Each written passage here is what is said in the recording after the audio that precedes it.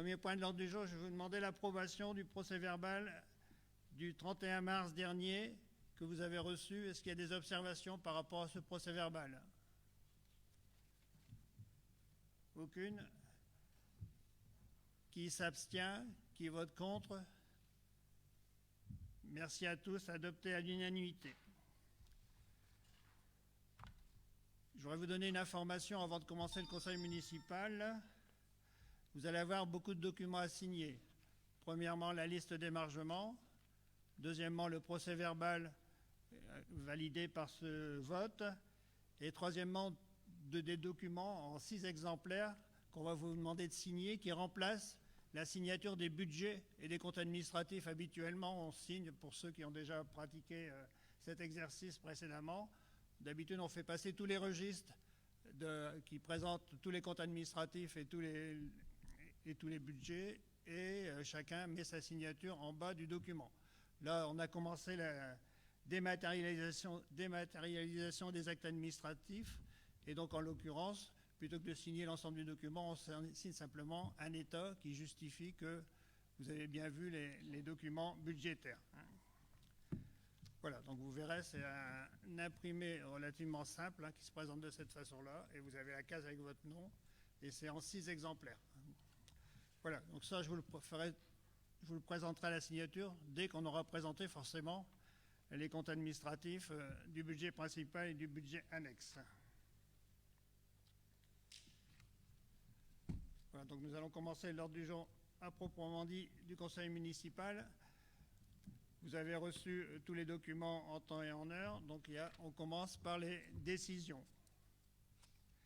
Donc pour ce conseil municipal, on va passer en revue 15 décisions, 22 délibérations, et on répondra à 2 questions orales du groupe Un Nouvel Élan. Pas Un Nouvel Élan pour Achicot. Si, Un Nouvel Élan pour Achicot. Excuse-moi. Excusez-moi. Voilà, donc première décision concerne le contrat de vérification de l'installation de protection contre la foudre. Donc les décisions, je vais peut-être les passer rapidement. Si vous avez des observations, je vous propose de m'interrompre. Donc la première décision que j'ai prise à une époque, on a accordé à la société BCM la protection de l'église Saint-Va pour 324 € pour l'année. La deuxième décision concerne l'entretien de l'alarme anti-intrusion des salles de la ville d'Achicourt.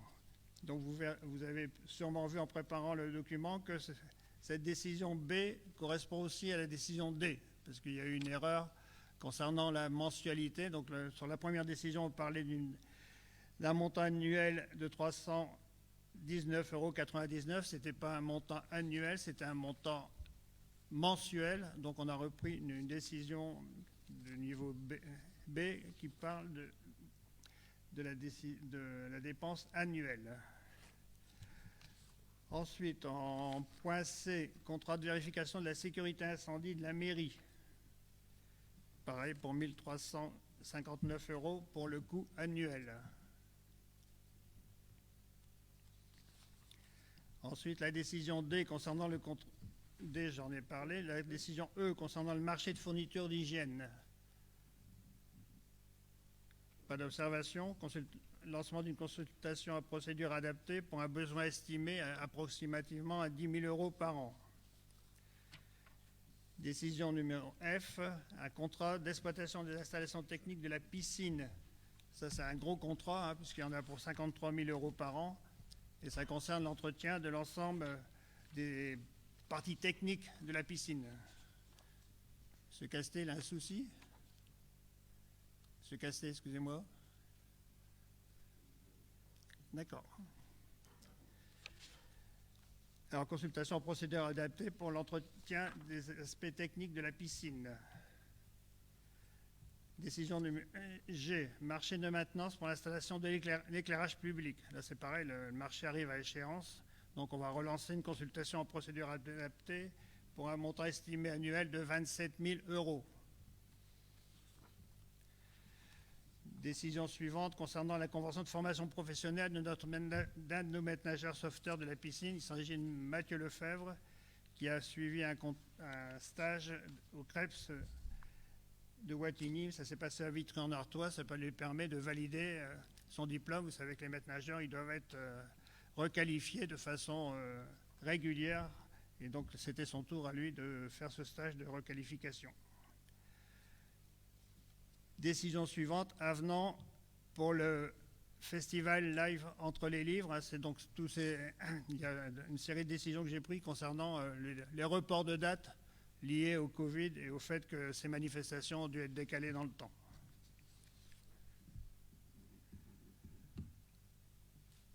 Ensuite, décision suivante concernant le marché des télécoms. Donc le marché des télécoms, comme vous le savez peut-être, c'est une opération qui est quand même délicate, avec une complexité importante au niveau de l'élaboration du cahier des charges. Donc on a décidé de faire appel à une société pour nous aider à élaborer le cahier des charges.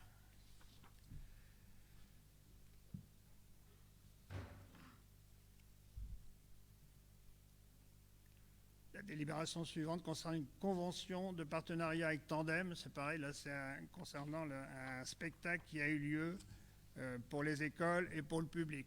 Je ne sais pas s'il y a un certain nombre d'entre vous, je pense, qui ont participé à cette manifestation, qui a eu un franc succès, notamment auprès des enfants des écoles.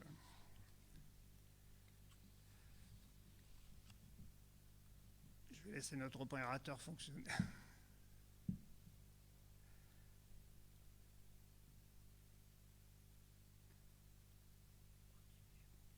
Voilà. Donc la décision suivante est une décision importante pour nous. On a décidé de relancer le marché des classes de neige. On n'a pas pu réaliser les classes de neige l'année dernière, mais on souhaite que les classes de neige puissent avoir lieu dans le courant de l'année 2022. Et donc c'est pour ça qu'on a lancé un marché pour trouver des prestataires pour accueillir nos enfants en début d'année 2022. On a évalué la dépense à peu près 120 000 euros parce qu'on envisage d'envoyer tous les CM1 et tous les CM2 en classe de neige en même temps. S'il n'y a pas de questions, je continue. Attribution du marché de travaux pour le remplacement des menuiseries de l'école Jean Massé. Ça, on en a parlé aux précédents conseils municipaux. On vous avait annoncé notre volonté de remplacer toutes les fenêtres qui n'avaient pas encore été remises à neuf de l'école Jean Massé. Donc ça y est, c'est parti.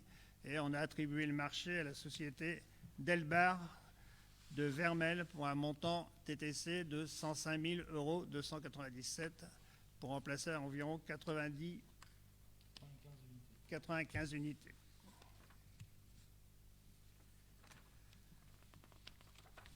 Décision suivante concerne le contrat d'entretien écologique des espaces verts. Donc depuis de nombreuses années, parce que depuis 2008, la ville d'Achicourt a décidé de confier l'entretien des espaces verts de la Bassure à ce qu'on appelle l'entretien écologique, c'est-à-dire que c'est des animaux, comme vous le savez, qui tondent l'herbe et qui mangent l'herbe de la Bassure. Donc depuis 3 ou 4 ans, on confie ça à une société qui est arageoise, un site abeille. Ils entretiennent environ 1 hectare et ça nous coûte cette année 16 200 € parce qu'on a développé, enfin le prestataire s'est engagé à développer l'animation de ces animaux envers les écoles, accompagner les projets pédagogiques des écoles et aussi envers les jeunes du centre social, etc. Donc il y a une opération d'animation qui est prévue quasiment tous les mois pendant la période hors période estivale.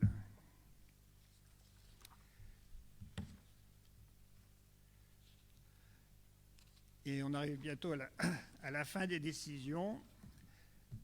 Une dernière décision concerne la restructuration de la maison des sociétés.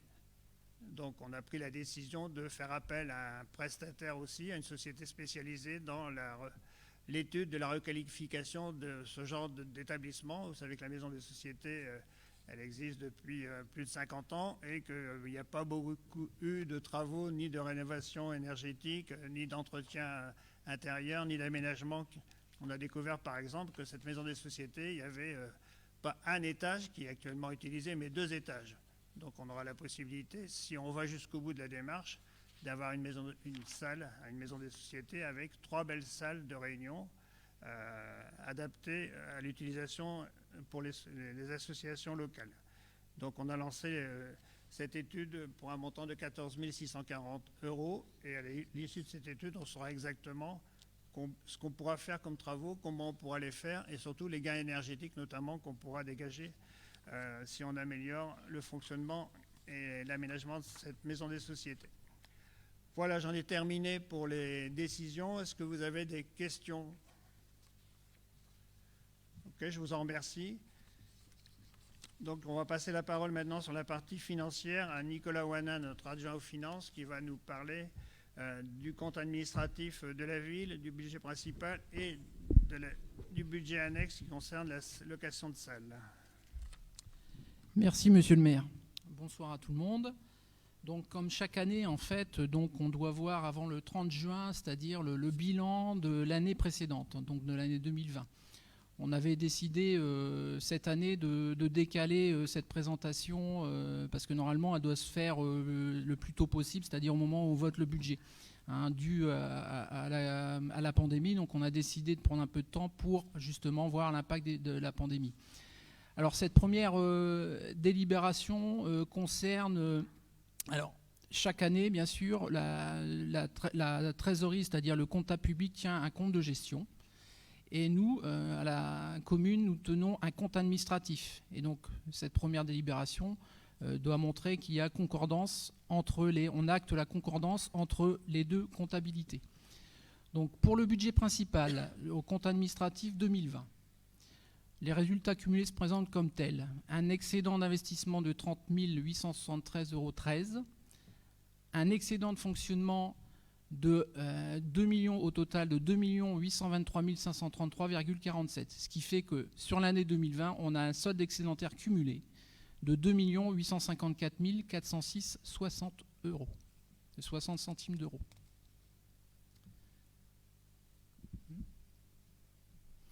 Alors, par rapport justement, on a donc la commission finance est tenue il y a une semaine, donc comme d'habitude très constructive.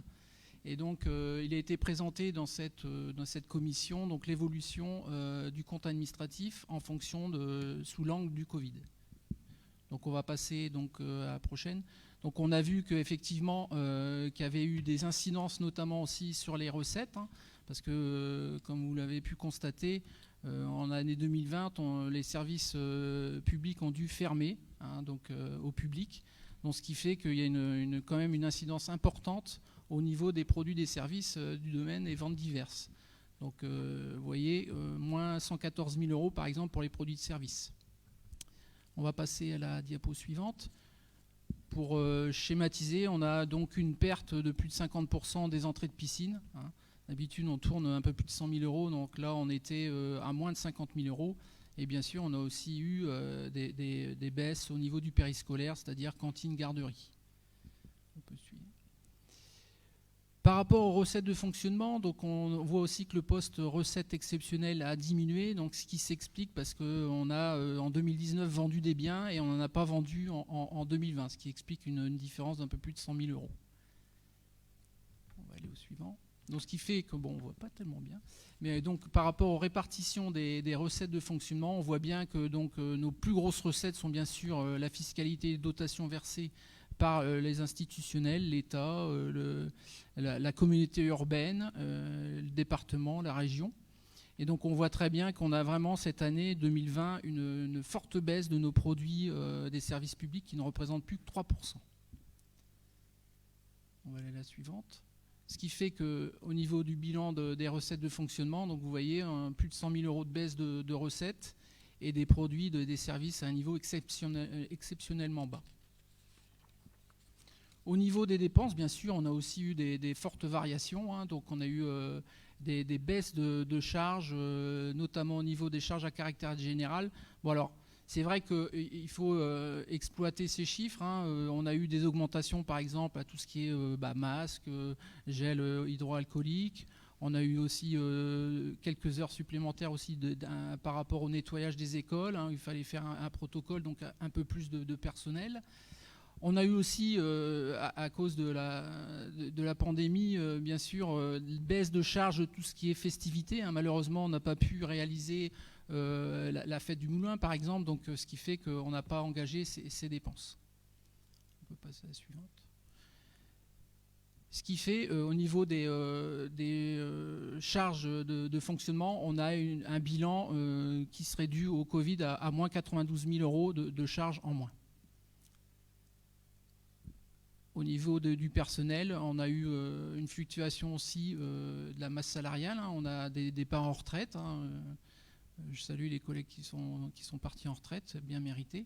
Et on a aussi eu des augmentations dues à Covid, par exemple le versement d'une prime exceptionnelle pour les agents qui l'avaient bien mérité en contact avec le public pendant cette période.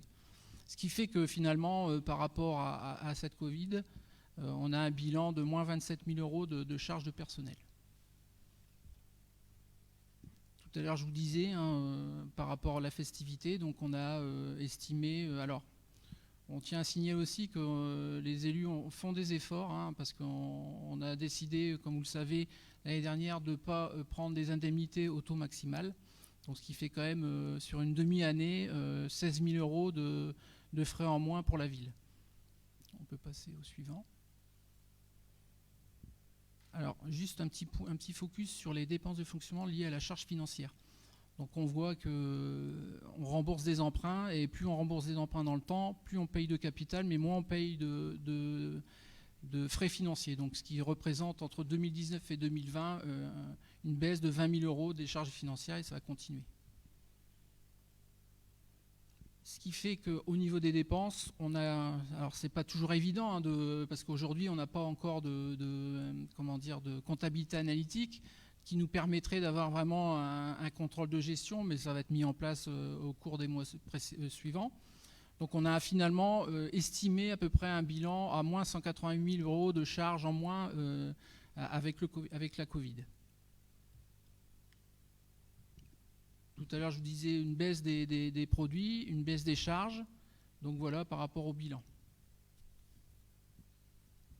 Alors, ça a un impact effectivement sur notre capacité d'autofinancement. Hein. Capacité d'autofinancement, je rappelle, c'est des recettes réelles moins des dépenses réelles, c'est-à-dire ce qu'on encaisse réellement en caisse et ce qu'on dépense réellement avec derrière un flux financier.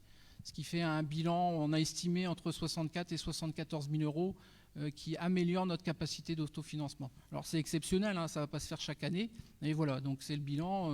L'important c'est d'être transparent et de montrer un peu ce qui s'est passé au cours de cette année 2020.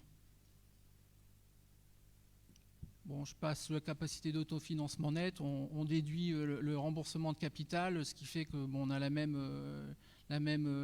variation avec la Covid. Donc ce qui est important de voir, c'est qu'on dégage 460 000 euros de capacité d'autofinancement net en 2020.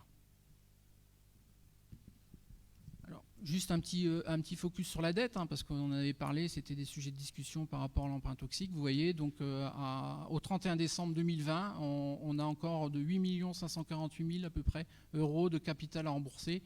Et vous voyez par rapport au schéma d'extinction, ce qui nous fait aller jusqu'en 2037, s'il n'y a pas de nouveaux emprunts. Un ratio très important, c'est important de le présenter aussi au public, c'est la capacité de désendettement. C'est-à-dire en combien de temps on pourrait rembourser le capital avec notre capacité d'autofinancement. Et donc c'est en nombre d'années. Donc vous voyez, entre 0 et 10 ans, c'est une situation qui est convenable. Au-dessus, ça devient un peu compliqué. Donc vous voyez, on passe de 9 ans et 9,2 ans à un peu moins de 7 ans.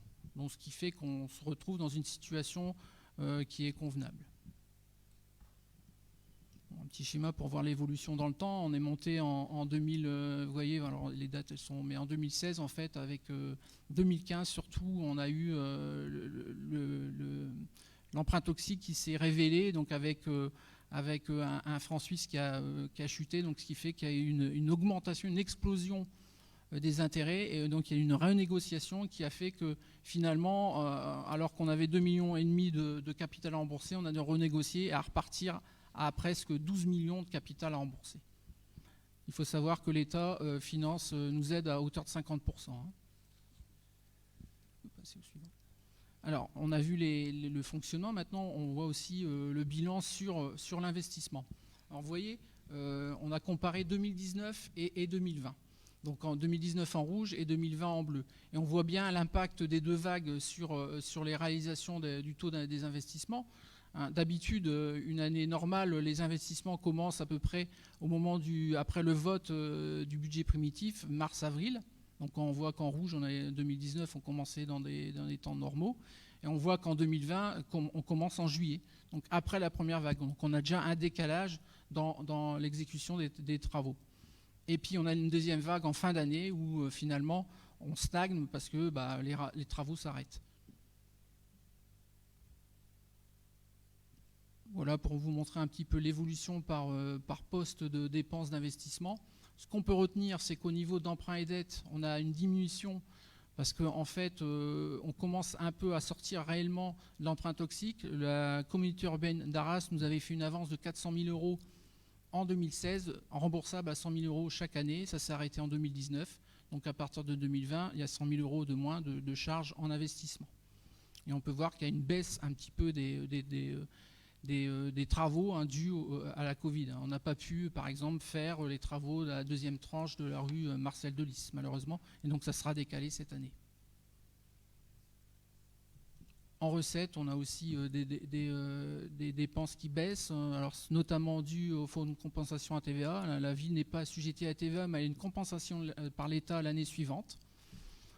On a fait moins de travaux qu'en 2018 par rapport à 2019, donc on a une baisse l'année suivante de ce FCTVA.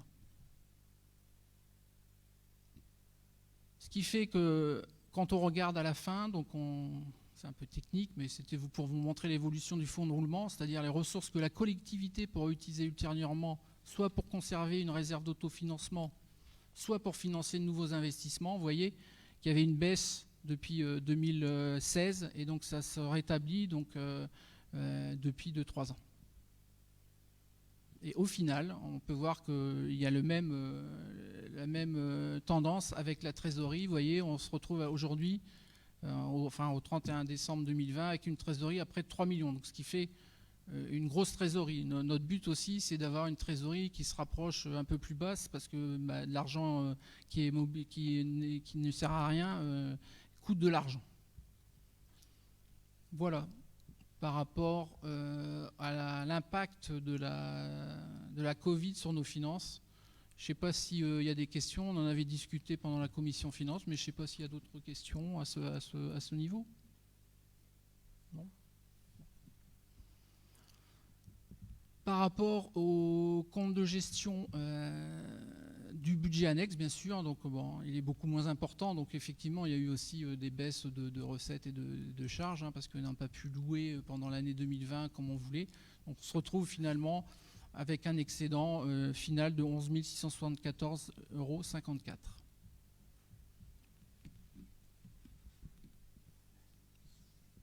Alors, on va quand même demander à monsieur le maire de sortir quand même, parce que traditionnellement, voilà, on va voter sur justement ce compte administratif, ces comptes administratifs. Donc la présidence revient à monsieur Patrick Lemaire, premier adjoint. Donc voilà par rapport aux chiffres, je vous ai les cités. Donc on va voter par rapport à ces chiffres. Donc je vous demande qui vote contre, qui s'abstient. Donc délibération adoptée à l'unanimité pour le budget principal et pour le budget annexe. Merci.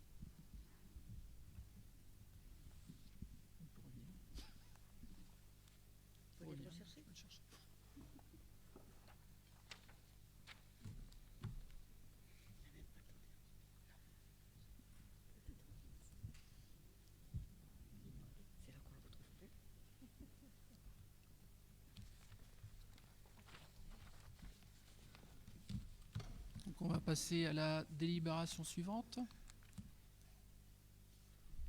Vous avez approuvé ou pas? Oui, ça a été approuvé. Merci. Je vous remercie de la confiance que vous avez faite à tous les services, parce que la gestion au quotidien, c'est bien grâce aux services de la ville qu'on permet d'avoir un compte de gestion, un compte administratif qui correspond au compte de gestion. Donc voilà, je vous remercie pour eux. On peut passer à la suivante. Donc on va affecter les résultats. Vous savez qu'on a voté le budget primitif 2021, donc fin mars. On avait anticipé les résultats. Et donc là, on vient entériner ces résultats. Donc on propose pour le budget principal d'affecter comme suit l'excédent de fonctionnement. Donc on avait un peu plus de 2,8 millions, vous rappelez-vous. Donc d'affecter 582 000 €, 019,63 € au compte 1068, donc c'est-à-dire en investissement. Le reste, on l'affecte en fonctionnement, en recette de fonctionnement. Et pour le budget annexe, d'affecter au fonctionnement 11 674,54 €. Donc voilà par rapport à l'affectation du résultat. Qui vote contre? Qui s'abstient? Délibération adoptée à l'unanimité. Merci. Merci Nicolas. Donc, comme vous l'avez vu avec la présentation de ces comptes, on a de la réserve pour pouvoir agir pour la ville. Mais même si on a de la réserve quand on agit pour la ville, il faut quand même essayer de trouver de l'argent complémentaire. C'est pour ça que vous verrez dans les délibérations suivantes qu'il y a un certain nombre de demandes de subventions. Donc la délibération suivante concerne la demande de subvention dans le cadre du plan de relance numérique pour le pôle éducation. Je vais donner la parole à Déborah. Merci, monsieur le maire. Donc, dans le cadre du plan de relance, nous avons répondu à l'appel à projet pour un socle numérique dans les écoles élémentaires.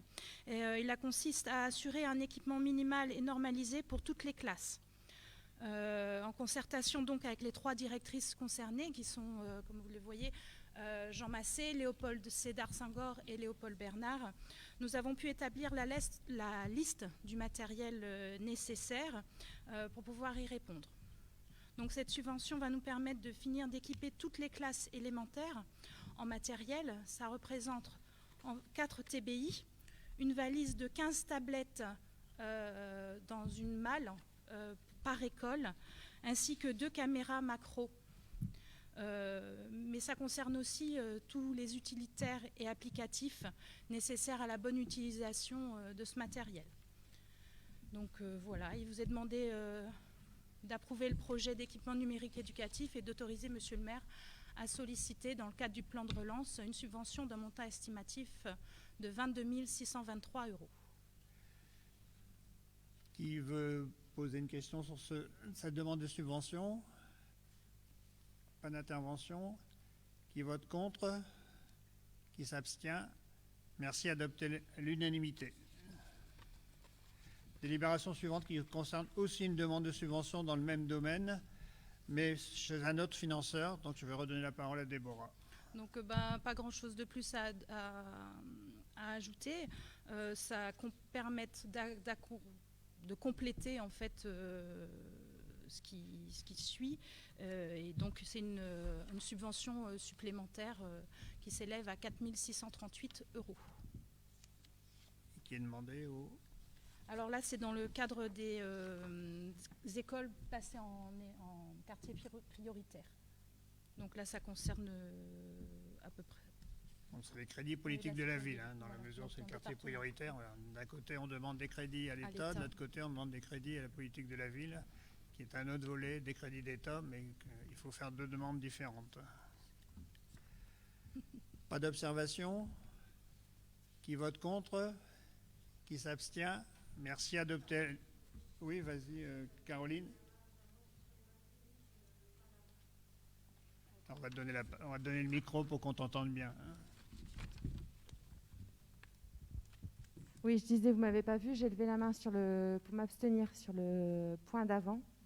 Oui. Juste, je pense, nous ne sommes pas opposés, mais je pense qu'il y aurait d'autres priorités comme investir dans des moyens humains. Voilà. D'accord. Ben là, c'est quand même, si je peux juste rajouter quelque chose, c'est une dépense qu'on n'aurait pas engagée à cette hauteur-là si on n'avait pas eu cette subvention.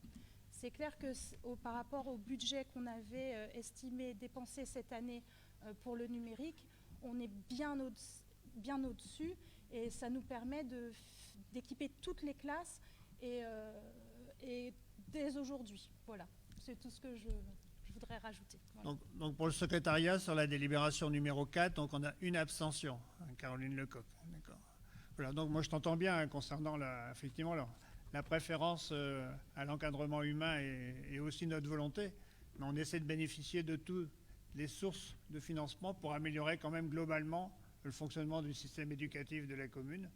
Et on préférait effectivement avoir des éducateurs plus que des ordinateurs, Oui, mais on a la possibilité d'acheter des ordinateurs, mais pour avoir des éducateurs, c'est plus compliqué.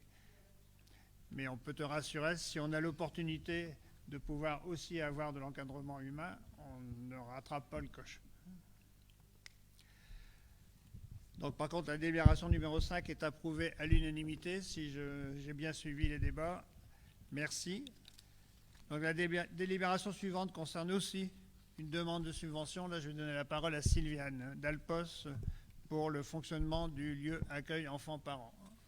Donc la délibération suivante concerne le lieu accueil enfants-parents qui doit être créé sur la ville. Donc c'est un projet qui date déjà de plusieurs années, que l'on a repris puisqu'il est important, puisque c'est un projet qui va permettre de mettre en place une structure qui va favoriser la qualité du lien d'attachement entre les parents et les enfants. Donc c'est un lieu qui va accueillir les enfants avec leurs parents et qui va plutôt s'exercer autour de la parentalité. Donc ce n'est pas un lieu de garde, c'est bien un lieu où les parents sont présents. Donc ce lieu d'accueil enfants-parents avait fait l'objet d'une convention avec la CAF, qui est l'organisme qui va agréer et financer prioritairement ce lieu, donc qui date de qui a été négocié en 2019 et qui date de début 2020. Mais comme vous n'êtes pas sans le savoir, la pandémie est passée par là et du coup, il a fallu repousser l'ouverture de ce lieu. Mais les personnes qui vont intervenir dans ce lieu qu'on appelle des accueillants avaient commencé à faire leur formation, puisqu'une formation est obligatoire, l'avaient fait à moitié, la moitié à peu près. Et puis depuis, vous savez que tout bouge et certains accueillants ne peuvent plus intervenir, d'autres se projettent et veulent intervenir. Donc on a revu avec les services de la CAF pour qu'on mette tout à plat et que la formation puisse bénéficier à nouveau à tout le monde. En plus, ceux qui l'avaient fait, c'est une formation de 2019, donc elle commence à dater. Donc on a, après négociation avec la CAF, redéposé une demande de subvention qui va financer à 80% les frais de formation du personnel qui va intervenir dans le lieu d'accueil enfants-parents, que l'on espère ouvrir avant la fin de l'année. Donc on vous demande d'approuver cette demande de subvention que l'on déposera à la CAF pour permettre au lieu d'accueil enfants-parents d'ouvrir. Parce qu'effectivement, sans cette formation, le lieu ne peut pas ouvrir. Est-ce qu'il y a des questions complémentaires? Non, je mets au vote. Des abstentions, des oppositions? Merci, adopté à l'unanimité. Et on reste toujours dans la recherche de financement. Donc là, je vais donner la parole à Patrick Lemaire pour l'occupation du domaine public.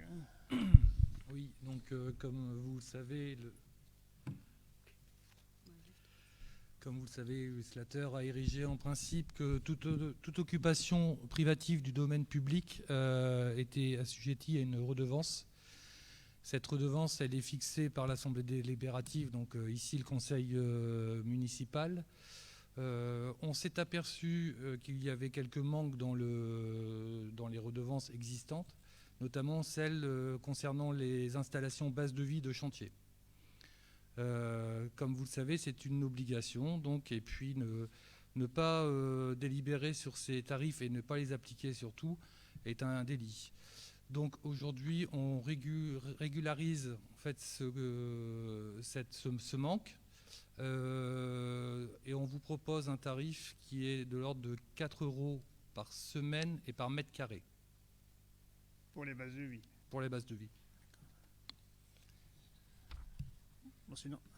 L'objectif, de toute façon, c'est de se mettre en conformité avec les textes réglementaires, mais également de mettre une pression, parce que antérieurement, ce n'était pas perçu, de mettre quand même une pression sur les aménagements de chantier pour éviter que les aménageurs s'étalent et restent le plus longtemps possible. Là, on va les contraindre à ne pas trop empiéter sur le domaine public et à partir le plus tôt possible. Voilà. Et en plus, ça va faire plaisir à Nicolas, ça va faire de la recette pour la ville. Donc on a été amené à étudier cette délibération parce que, comme tout le monde le sait, donc le chantier de la résidence senior à côté de la place de la mairie va commencer avant la fin de l'année 2021 et le promoteur, l'entreprise qui va commencer les travaux, voulait par exemple occuper tout le petit parking qui est juste à gauche de la mairie. Et forcément, pour lui, c'était beaucoup plus simple au niveau de l'organisation du chantier, mais ça voulait dire que nous, on n'avait plus de place de stationnement du tout sur la zone de la mairie. Donc on a commencé à lui parler de tarification, et il s'est dit, je vais peut-être revoir mon implantation. Donc résultat, il va utiliser que la moitié du parking. Donc on sera embêté, mais pas autant que ça l'aurait été si on n'avait pas parlé de tarification de l'utilisation du domaine public. Donc ça a vraiment un double impact. Ça nous permet d'avoir des recettes, ça nous permet aussi d'avoir un domaine public qui est disponible pour la population. Il y a aussi des exceptions, hein. Il y a des gratuités qui sont possibles, mais il faut que l'intérêt public soit manifeste. Par exemple, une entreprise qui interviendrait pour la collectivité pourrait être exonérée. Forcément, la mairie ne va pas se payer à elle-même en fait, des droits d'occupation sur son domaine. Voilà. Mais sinon, le principe, c'est vraiment quand une place profite, qu'il y a un intérêt, il y a un profit généré grâce à cette occupation, il doit y avoir une redevance en face. Voilà. Des questions ? Oui, on t'amène le micro.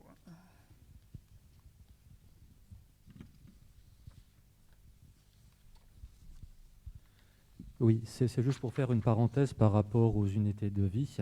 Actuellement, il y en a une place d'Aix. Et bon, ce serait bien que l'entreprise de Montigny-en-Gohelle sécurise davantage l'endroit, étant donné que régulièrement le soir, il y a des personnes qui fouillent dans les bennes et dans les containers. Ouais.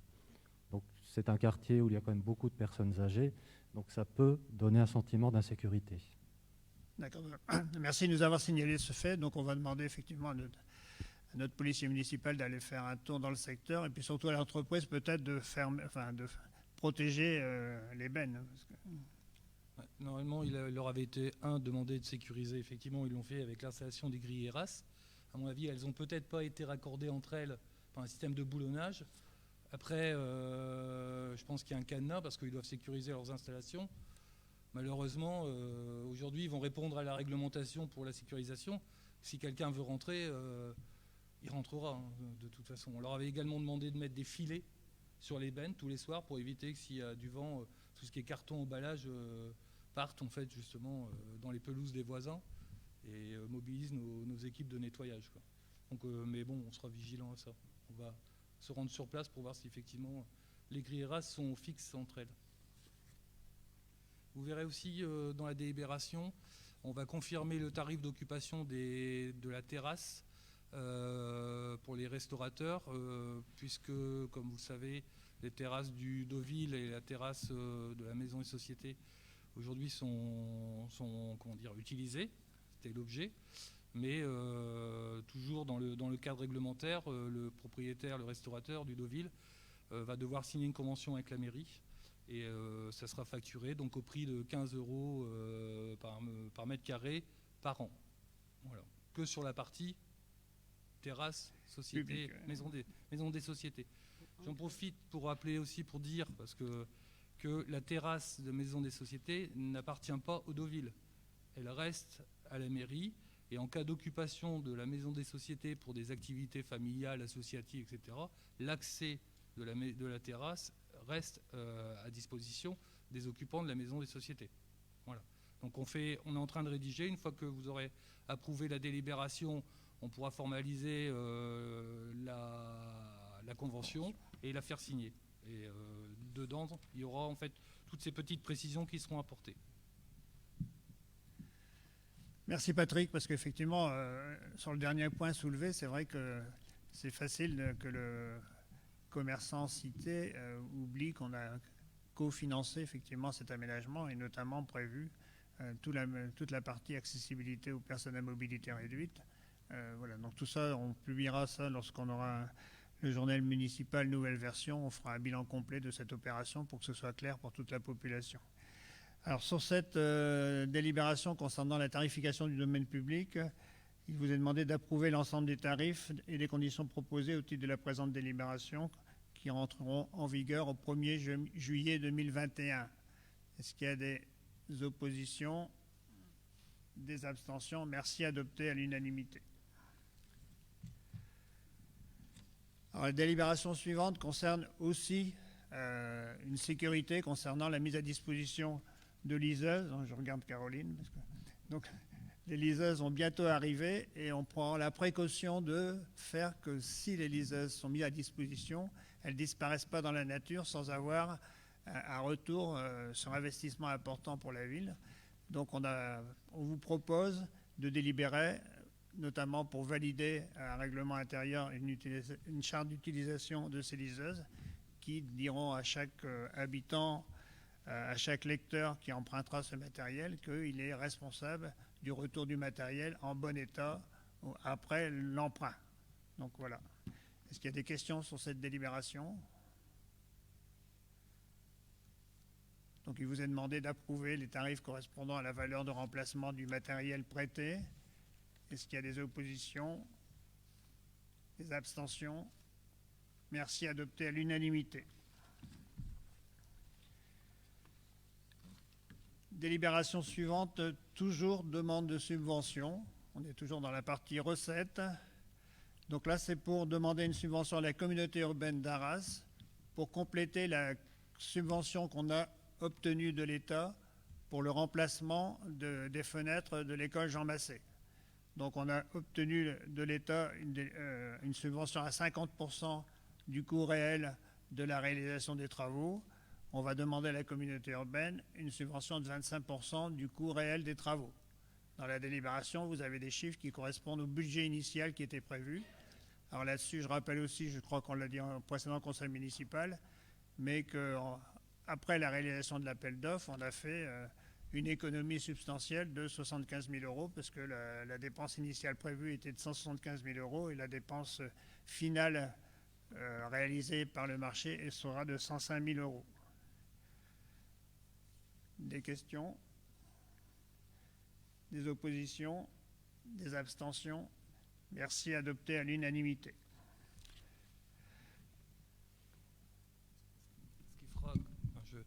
Ce qui fera une opération pour 95 unités de fenêtres, si vous les connaissez, à Jean Massé primaire et Jean Massé maternelle. Ça va revenir à 1 000 euros par unité. Et surtout, ça va coûter qu'à la ville que, au final, 25 000 euros. Donc, plus les gains d'énergie qui vont être faits directement derrière. Et on va pouvoir enfin entreprendre derrière la restauration des couloirs, les peintures, etc., qui sont en attente du changement des fenêtres.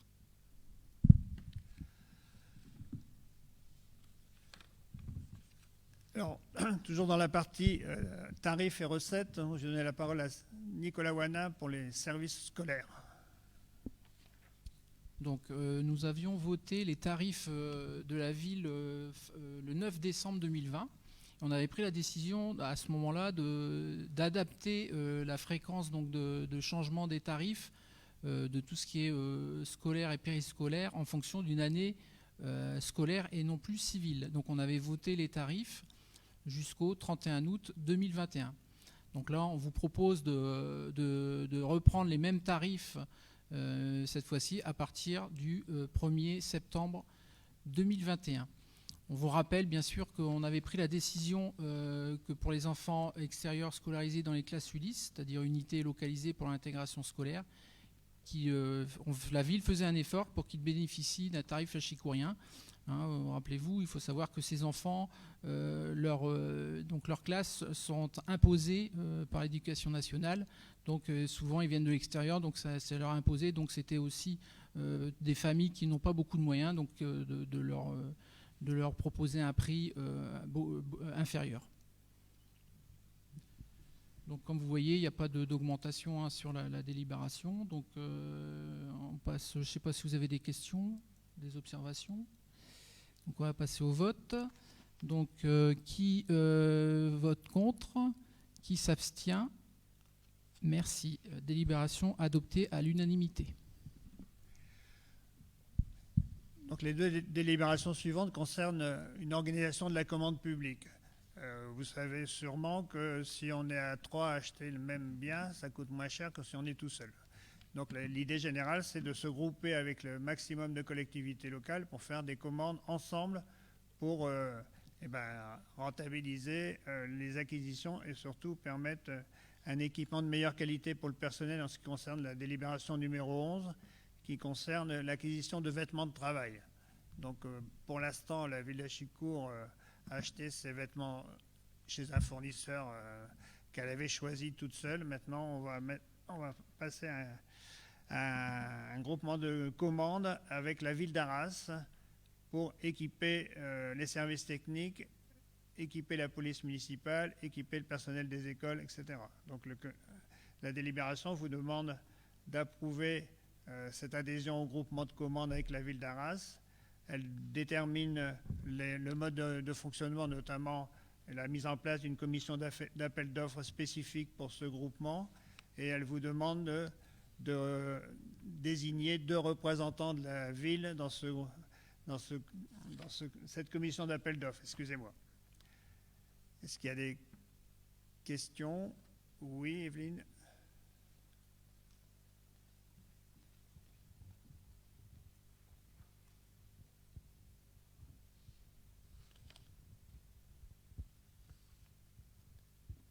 Merci. Est-ce que les vêtements de travail, est-ce qu'ils vont être neutres ou ils vont être à l'image de marque de la ville? Donc en fait, le groupement de commandes permet d'avoir un achat groupé, mais chaque commune garde son autonomie au niveau du type de vêtements, et notamment, si tu parles du flocage, les vêtements, effectivement, ils seront reconnus. On fera la différence entre les travailleurs et les salariés d'Achicourt et ceux d'Arras ou d'ailleurs.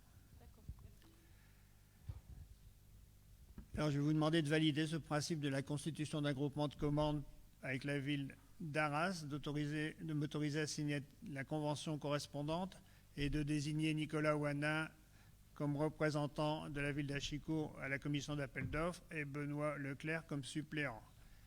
Est-ce qu'il y a des oppositions, des abstentions? Merci, adopté à l'unanimité. La délibération suivante concerne aussi une coopération intercommunale et un groupement d'achat public, mais là avec toutes les communes de la communauté urbaine d'Arras, ce qu'on appelle les communes suburbaines, c'est-à-dire Saint-Nicolas, Saint-Laurent, Anzin-Saint-Aubin, Dainville, Achicourt, Bourrin, Sainte-Catherine, pour le marché des télécommunications.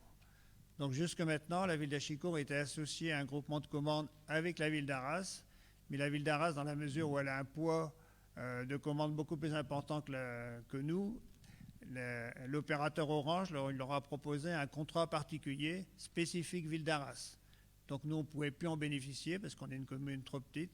Donc on a décidé de se grouper avec toutes les autres commandes avec toutes les autres villes, pour faire un groupement de commandes pour se présenter devant les opérateurs, notamment Orange, en lui expliquant qu'on a un poids de besoin et un poids financier qui peut être l'équivalent de la ville d'Arras pour avoir des conditions similaires. Est-ce qu'il y a des questions sur ce nouveau groupement de commandes? S'il n'y a pas de questions, je vous demande de valider le principe de la constitution de ce groupement de commandes avec toutes les villes que j'ai précitées, de m'autoriser à signer la convention et pour la même raison pour animer la commission d'appel d'offres qui permettra de faire les choix en matière de télécommunications, de désigner Nicolas Ouanin comme représentant de la ville et Benoît Leclerc comme délégué suppléant à la commission d'appel d'offres. Est-ce qu'il y a des abstentions, des votes contre? Merci, adopté à l'unanimité. Alors nous changeons de domaine, nous allons passer après les finances aux ressources humaines. Donc la ville a l'habitude, pendant la période estivale, comme beaucoup de collectivités, de recruter du personnel vacataire pendant les vacances pour suppléer à l'autorisation des agents de la ville de prendre des congés. Le personnel municipal, il est comme tout le monde, il a le droit de se reposer. Et pourtant, il y a des activités que l'on ne peut pas arrêter. Par exemple, on ne peut pas arrêter le fonctionnement de la piscine en été, ce serait un peu dommage. On ne peut pas non plus fermer la bibliothèque pendant l'été, ça serait encore plus dommage. Et on ne peut surtout pas supprimer du personnel dans les services techniques et notamment le service espace vert à la période estivale. Donc on a prévu de recruter, comme ça se faisait précédemment depuis très longtemps sur la ville d'Achicourt, pendant la période estivale, 3 adjoints techniques pour le service espace vert, un assistant de conservation du patrimoine pour la médiathèque et 2 opérateurs qualifiés en activité physique et sportive pour la piscine. Donc le recrutement commencera début juillet. Est-ce qu'il y a des questions? Il n'y en a pas. Est-ce qu'il y a des abstentions? Des oppositions? Merci, adopté à l'unanimité. Alors, les 2 délibérations suivantes concernent aussi le personnel et en particulier notre volonté de nous engager dans un processus d'accompagnement de jeunes ou de moins jeunes pour les faire intégrer le monde du travail. Donc la délibération numéro 15 concerne notre volonté de recruter des parcours emploi-compétences. Alors le parcours emploi-compétences, c'est des contrats aidés, comme vous en avez connu de toutes les sortes, des CAUE, des CIE, etc., etc. Là, ça s'appelle parcours emploi-compétences. C'est des contrats aidés par l'État qui permettent, qui ont pour vocation d'insérer durablement des personnes en difficulté, des personnes qui n'ont pas d'emploi, dans le monde professionnel. Voilà, donc la délibération reprend toutes les conditions que doivent remplir ces personnes. Notre volonté, c'est de les accompagner. Donc c'est un temps de travail de 20 heures maximum par semaine. Et qu'est-ce que je peux vous dire de plus? Oui, notre volonté, c'est de les inclure durablement dans l'emploi. Pendant 2 ans. Mais pendant 2 ans maximum. Donc il est proposé au conseil municipal de créer 2 postes à compter du 1er septembre 2021, de préciser que ces contrats seront d'une durée maximum de 24 mois et de préciser que la durée hebdomadaire de travail est limitée à 20 heures. Est-ce que vous m'autorisez à faire ce type de recrutement? Est-ce qu'il y a des questions? Des oppositions? Merci, adopté à l'unanimité. Comment? La 14, elle est après le 15. Ah, j'ai sauté la 14. Excusez-moi. Merci dessus. Alors la 14 concerne les contrats d'apprentissage. Donc c'était la 2e mesure que je voulais mettre en exergue, effectivement. Je suis allé un peu vite. Donc les contrats d'apprentissage, ça a la même volonté que les contrats PEC, à part que c'est beaucoup plus formateur, parce que là, c'est des personnes que l'on prend en alternance avec une formation complétée par une école de formation. Et donc la volonté de la municipalité, c'est de mettre des jeunes qui ont envie, par exemple, de travailler dans les espaces verts, parce qu'on a des demandes quasiment continuelles, qui n'ont pas de formation, de les amener à un niveau de formation qui nous permettra d'avoir des agents compétents pour garantir une bonne qualité de notre environnement sur la ville d'Achicourt. Alors évidemment, aussi bien les contrats PEC que les contrats d'apprentissage ont été soumis au comité technique avec le personnel de la ville pour avoir leur avis. Il a été très favorable sur ces 2 mesures. Il est demandé au conseil municipal de décider de recourir au contrat d'apprentissage et de décider de conclure dès la rentrée 2021-2022 2 contrats d'apprentissage pour commencer. On va commencer par les espaces verts. On verra après si on peut accueillir des apprentis dans les autres services de la ville. Oui, juste une remarque. Les contrats d'apprentissage doivent être ouverts aux jeunes âgés de 16 à 29 ans révolus depuis le 1er avril 2020. Ah, c'est plus 25, c'est 29? Oui. Merci.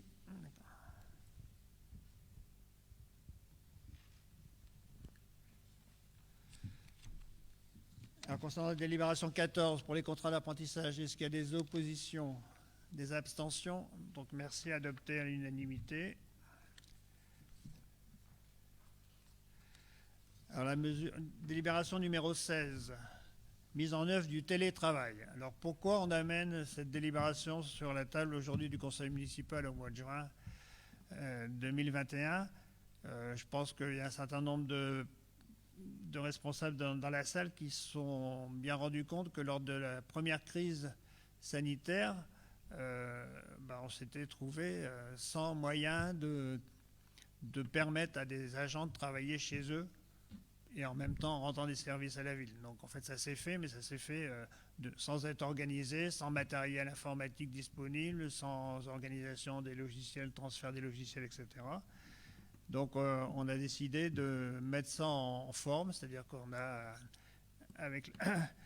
Dujardin, notre directeur général des services, a élaboré tout un règlement pour permettre, après avoir discuté forcément avec l'ensemble des salariés, tout un règlement pour permettre en cas de nouvelles situations de ce type-là, de se dire, voilà, on sait que tel et tel poste pourront facilement être organisés en télétravail, puisqu'on a aussi pris la décision d'acquérir du matériel, on est en train de mettre en place les procédures. Et ce qu'on vous demande au conseil municipal aujourd'hui, c'est de nous autoriser à nous engager dans cette procédure de télétravail pour les postes qui peuvent être télétravaillés parmi les salariés de la ville. Voilà, donc est-ce qu'il y a des questions particulières? Non? Alors je vous demande de valider la mise en œuvre du télétravail au sein de la collectivité et de m'autoriser à prendre toutes les dispositions nécessaires pour cette mise en œuvre si c'est nécessaire. Est-ce qu'il y a des abstentions, des oppositions? Merci, adopté à l'unanimité. On a quitté le personnel et les finances. Maintenant, la délibération 17 concerne la vente d'un logement locatif social 1 rue Alfred de Buire.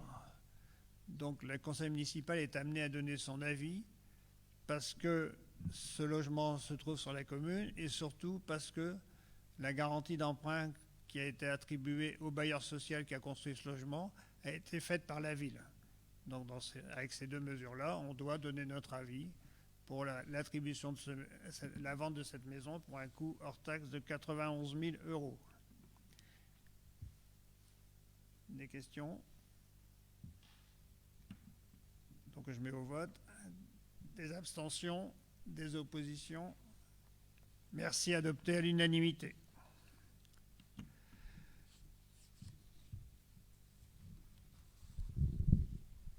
Alors la délibération 18 sur les rythmes scolaires. C'est Déborah Delalin qui va nous en parler. Donc, depuis juin 2017, les écoles de la ville bénéficient d'une dérogation pour l'organisation du temps scolaire sur 4 jours. Et donc, il leur a été demandé de se prononcer à nouveau cette année. Et donc, les 4 conseils d'école se sont prononcés pour le maintien sur 4 jours, avec les horaires comme indiqué, donc du lundi, mardi, jeudi, vendredi, de 8h45 à 11h45 et de 13h30 à 16h30. Donc, il nous est demandé à nous, conseil municipal, d'entériner la proposition des conseils d'école. Voilà. Des questions ?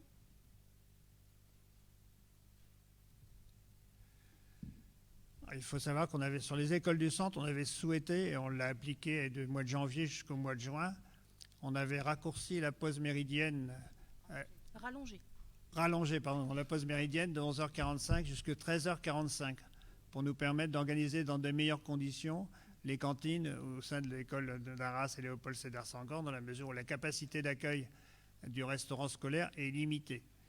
Et donc on avait pris un quart d'heure de plus et on avait négocié auprès de l'inspecteur d'académie dans la mesure où le Covid exigeait notamment plus de nettoyage entre les deux services. On souhaitait garder cet horaire-là pour permettre justement que les enfants les plus jeunes puissent manger dans de meilleures conditions, mais le conseil d'école s'est prononcé contre la proposition qu'on a faite. Donc on vous soumet aujourd'hui le résultat de la position des conseils d'école. Voilà qu'en pense. Il vous est demandé d'entériner donc la proposition. Qui vote contre? Qui s'abstient? Gabriel?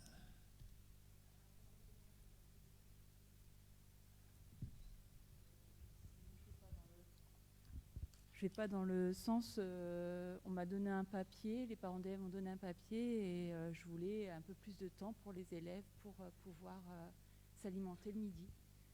D'accord, donc Comment? Oui, mais moi j'ai voté, voilà. Donc tu es en cohérence par rapport à la position que tu as prise en tant que parent d'élève. Voilà, donc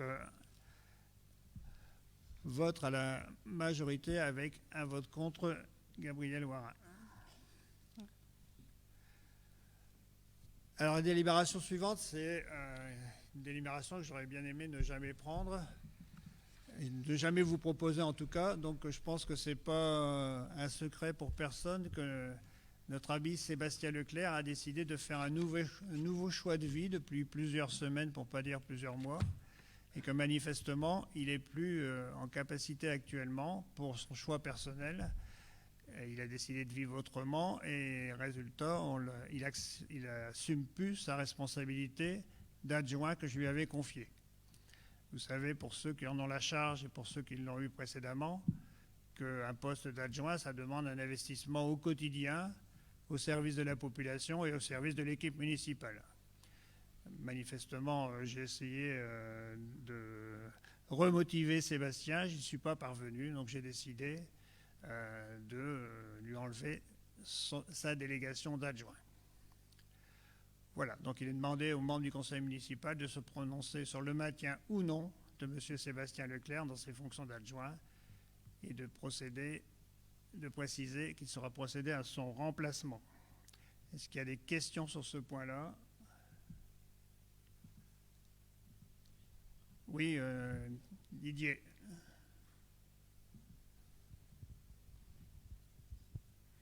Oui, moi j'ai envie de dire que c'est pas de notre responsabilité en fait, c'est la vôtre.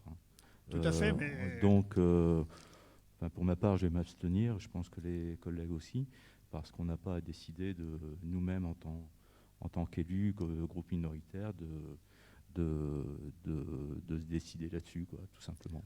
Non, mais je comprends bien, hein, mais je suis obligé de soumettre au conseil municipal, sinon, effectivement, si la loi ne n'obligeait pas à soumettre au conseil municipal, je l'aurais pris en toute responsabilité, c'est comme ça que je... Ok, bien noté, donc abstention du groupe Achicot 2020, et c'est tout. D'accord. Donc, vous m'autorisez à prolonger ma décision. Comment? À prononcer, oui.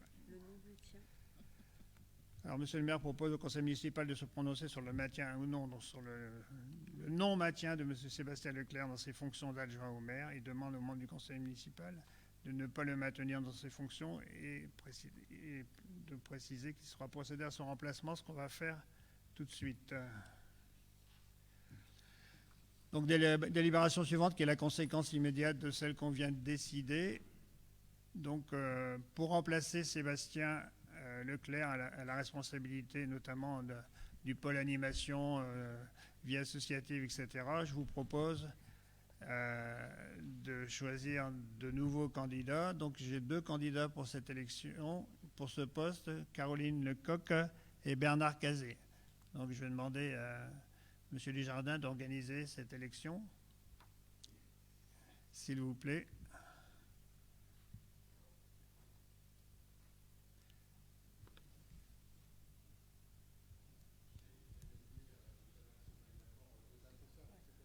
Oui, je vous laisse organiser.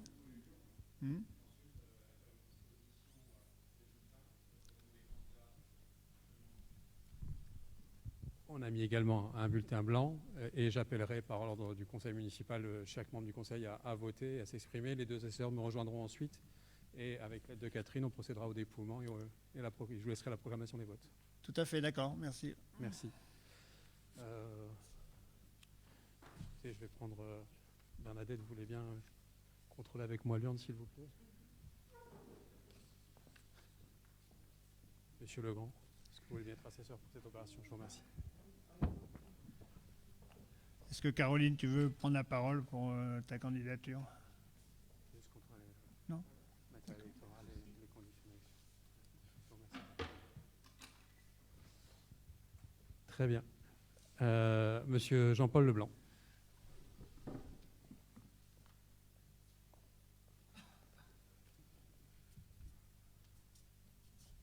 Les assesseurs, vous pouvez rejoindre votre... Je vous remercie.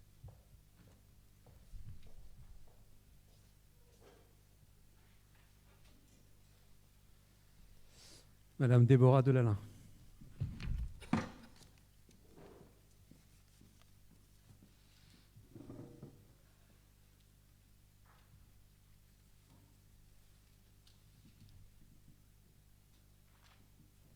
Monsieur Patrick Lemaire.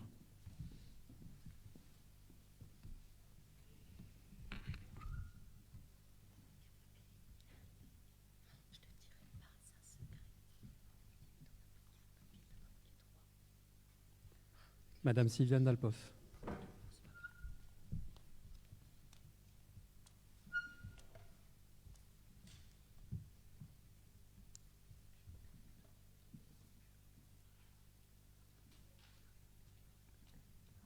Monsieur Nicolas Ouanin.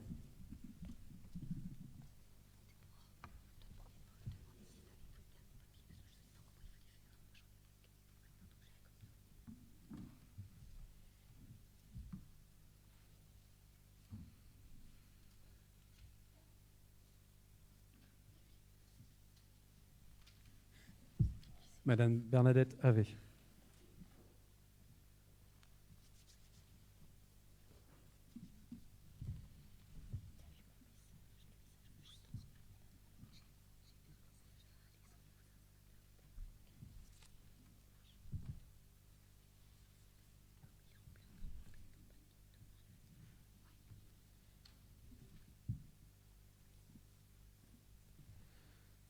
Madame Gabrielle Warin.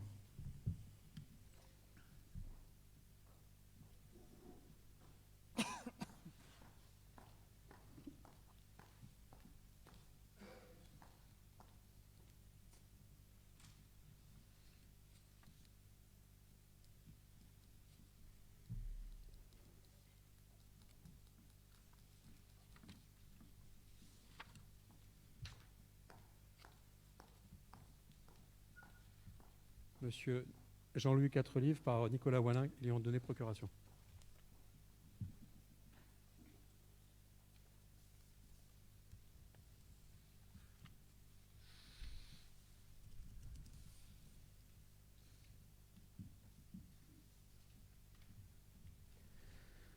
Madame Stéphanie Gravelaine.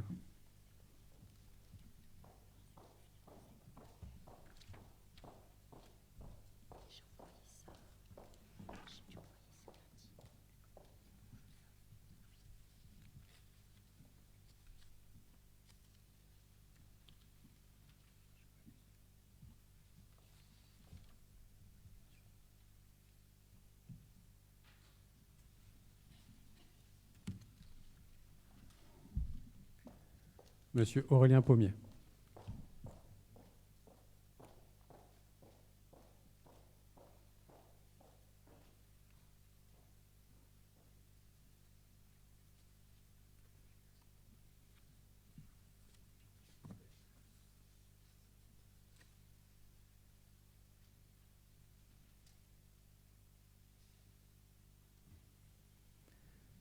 Madame Florence Tellier.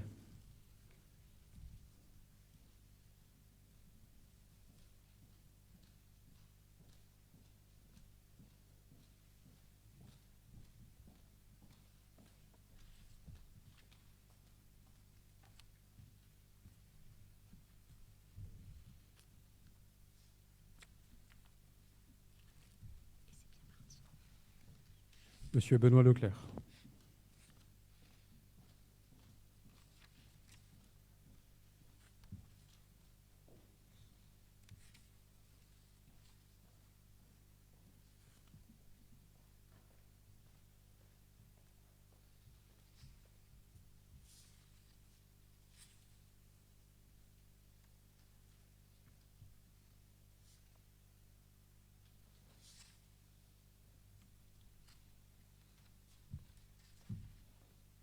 Madame Nathalie Beaulieu par Gabriel Warin, lui ont donné procuration.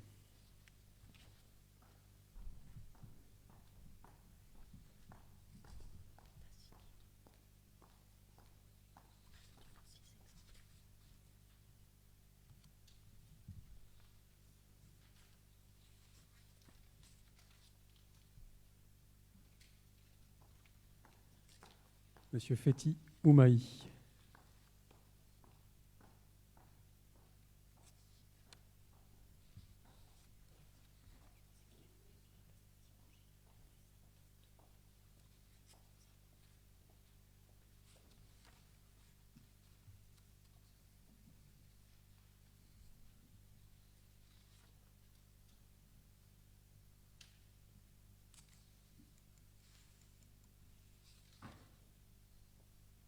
Madame Maryse Lecoq.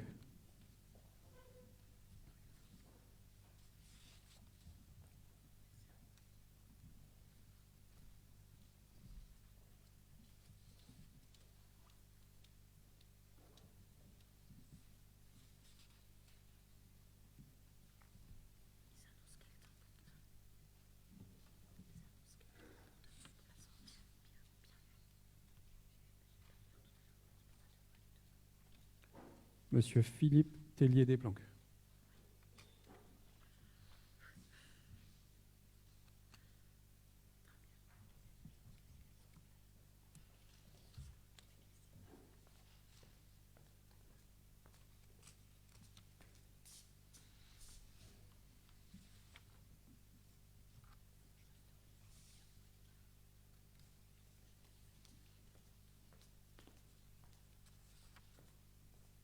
Madame Blandine Lalin.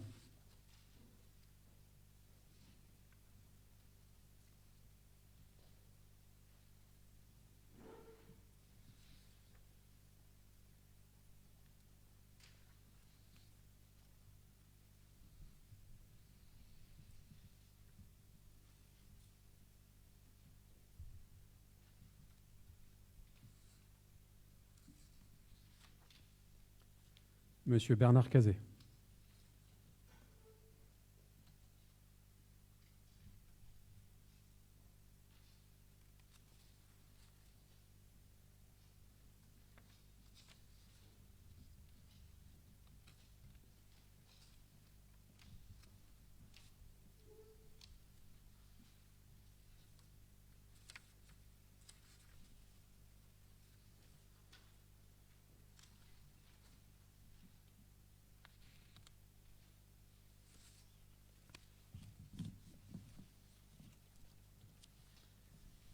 Madame Laetitia Magot-Tabar.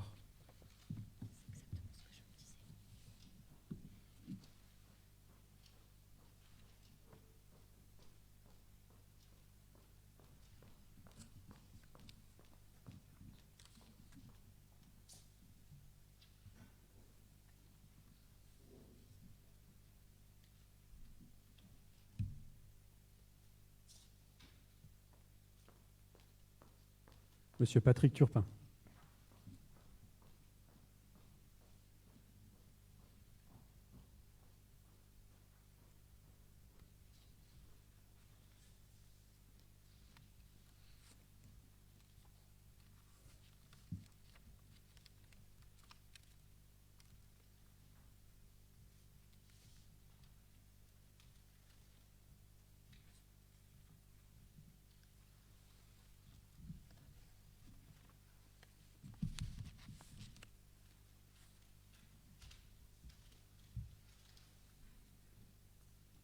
Madame Evelyne Goudement-Allois.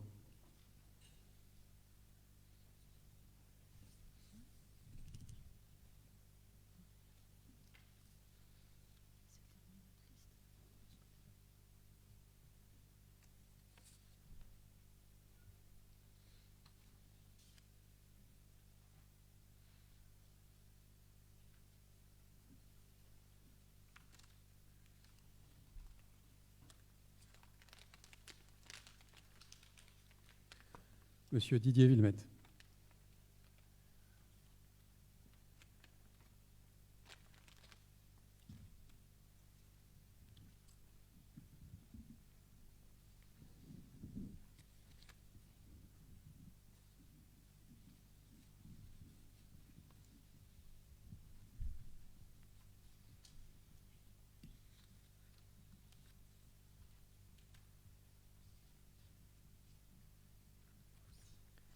Madame Marie-Paul Mariani.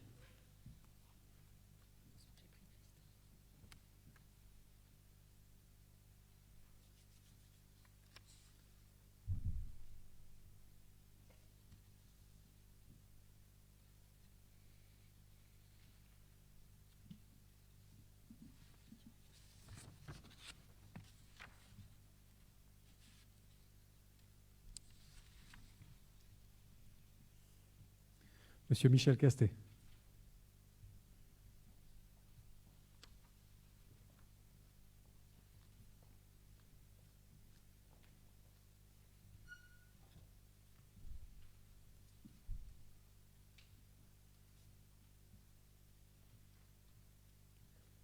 Madame Anaïs Honard.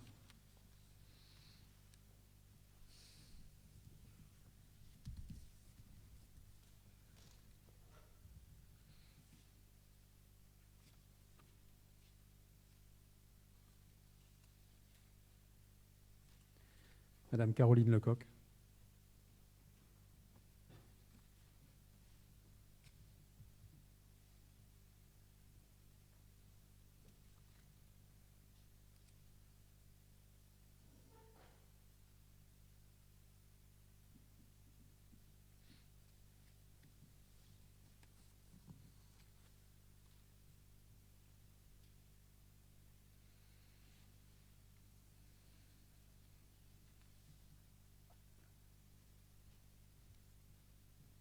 Monsieur Ludovic Legrand.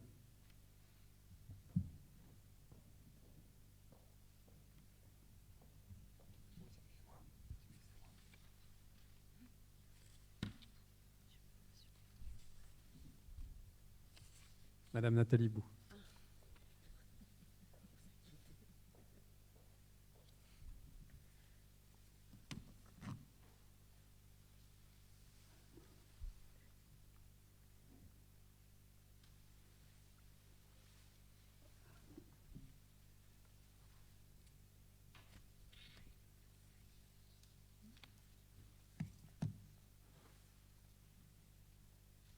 Bien, à l'ensemble des membres du conseil municipal ayant procédé au vote, je vais demander à Catherine de bien vouloir me rejoindre avec un stylo et du papier, aux deux scrutateurs, donc Madame Havet, Monsieur Legrand, de bien vouloir m'assister dans les opérations de dépouillement.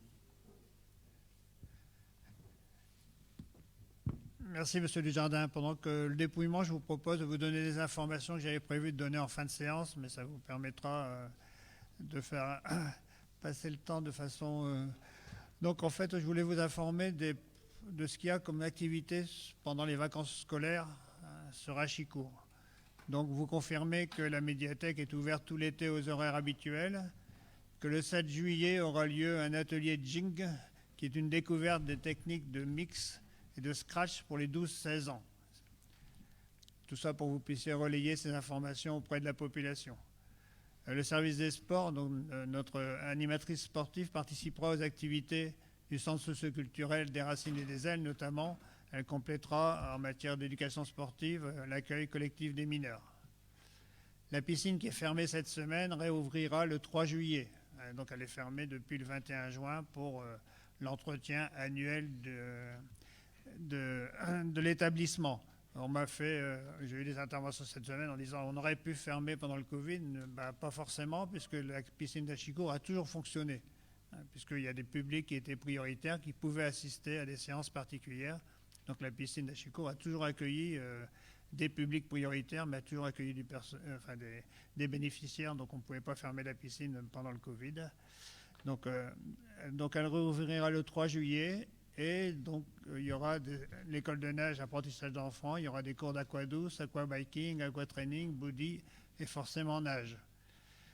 Information concernant la coopérative Jeunesse Service qui a été mise en place sur la ville depuis plusieurs années. Donc, on renouvelle l'opération avec Borin. Donc, cette édition 2021 va, j'espère, avoir le même succès que les années précédentes. Elle peut accueillir 15 jeunes de 16 à 18 ans pour une durée de 2 mois. Donc pour l'instant, je ne sais pas à quel niveau on en est, mais si vous connaissez des jeunes qui veulent... Comment ? Ils cherchent toujours, voilà.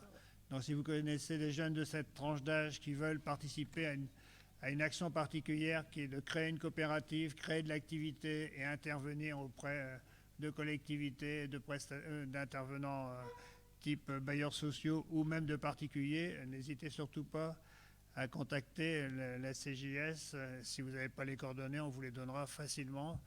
Le siège, alors donc c'est une CJS Borin à Chicourt, mais physiquement ils sont installés dans des locaux du centre Chico Mendes à Borin, puisque nous on n'a pas la capacité en volume pour les accueillir. Enfin, et pour terminer, le centre socioculturel donc accueille les jeunes de 3 à 11 ans et de 11 à 14 ans organise une colonie de vacances pour les enfants de 6 à 17 ans du 19 juillet au 30 juillet et organise une manifestation qu'on appelle quartier d'été le 24 juillet de 14h à 22h30 à l'espace François Mitterrand. Voilà les informations que je voulais vous donner pour la période estivale pour permettre que toute la population soit au courant de ce qui se fait, même si cette année il se fait moins de choses que les années précédentes liées à la période que vous connaissez très bien, celle du Covid.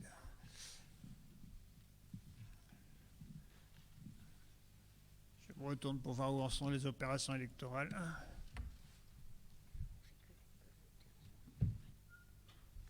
Apparemment, on est à la phase de vérification.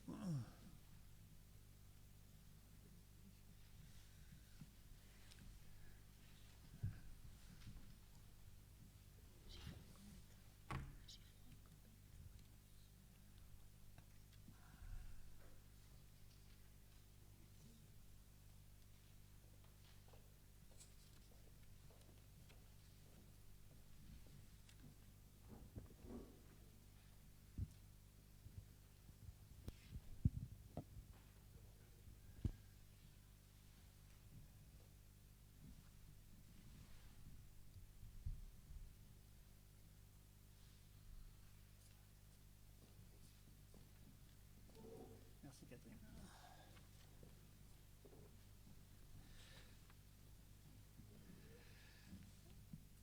Un résultat du vote pour la désignation du 5e adjoint au maire de la commune d'Achicourt.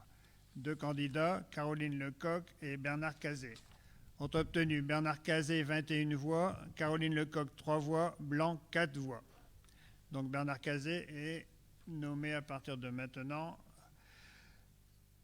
adjoint, 5e adjoint de la commune d'Achicourt. Il est demandé au moment. Comment? Je lui dis félicitations. Vous pourrez l'applaudir peut-être? Allez.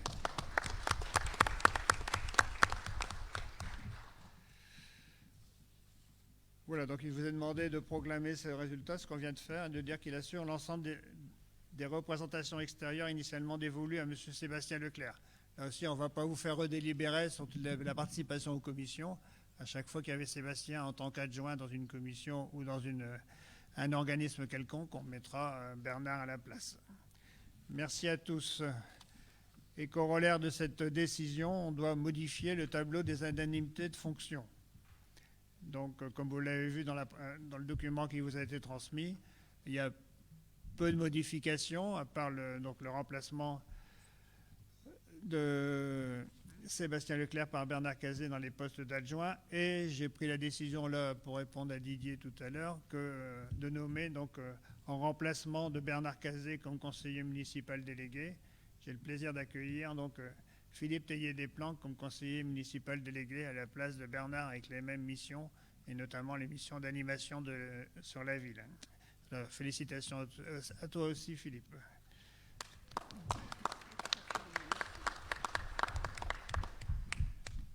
Ce que je voulais aussi préciser concernant cette modification du tableau des indemnités, rappeler que les indemnités de conseillers municipaux délégués sont prises dans l'enveloppe dévolue aux adjoints.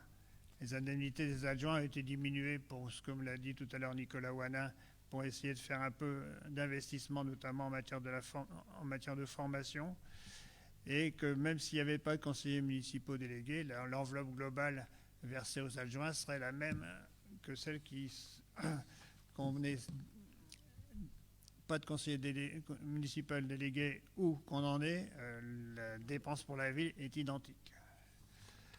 Alors je vais vous demander de valider la proposition des modifications du tableau des indemnités, de fixer le montant des indemnités de fonction de maire, des adjoints, etc. en fonction du tableau qui vous a été présenté, d'adopter à compter du 1er juillet ce tableau et d'acter le principe de la revalorisation automatique des indemnités en fonction de la valeur du point d'indice de la fonction publique, plutôt que de devoir délibérer à chaque fois, si jamais il y a une augmentation des points d'indice de la fonction publique, ce qui n'est pas sûr, mais si jamais ça arrive, ça se fera automatiquement puisque c'est un calcul qui est basé sur ce point d'indice de la fonction publique. Est-ce qu'il y a des abstentions? Une abstention ou 4 abstentions?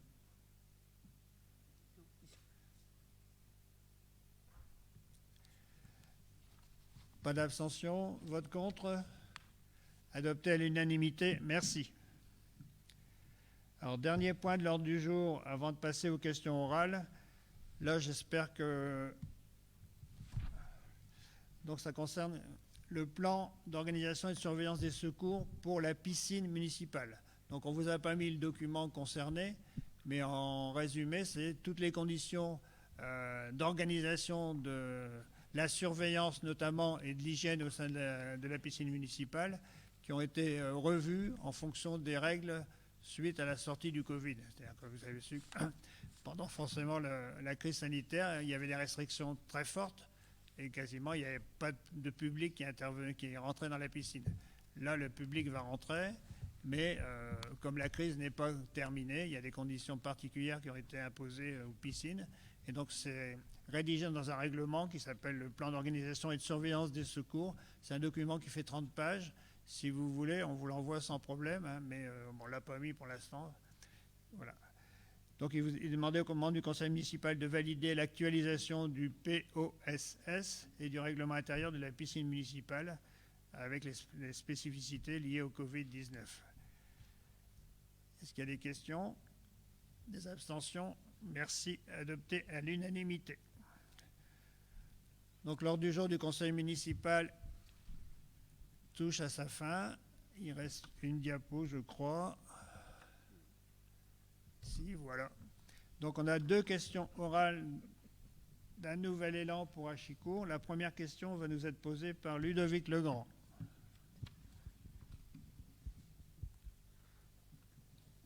Monsieur le maire, nous saluons votre intention de vouloir associer la population au projet d'aménagement de la zone de la Tourelle, même si nous regrettons que les élus minoritaires n'aient pas été conviés à la tenue des permanences ouvertes au public.